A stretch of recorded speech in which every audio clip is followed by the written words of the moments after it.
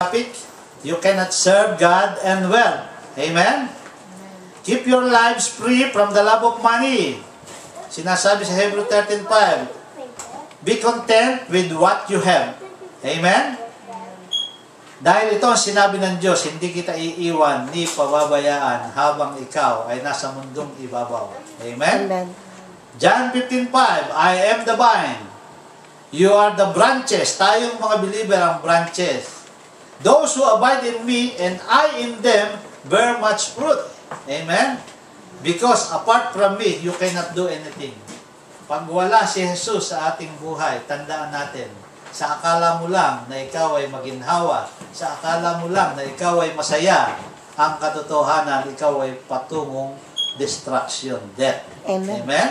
Amen. Hallelujah. So, sinasabi dito sa Philippians 4:13, I can do all things through Christ who strengthens me. Ang nagbibigay lang ng buhay at kalakasan sa atin sa mundong ibabaw ay ang Panginoong Hesukristo.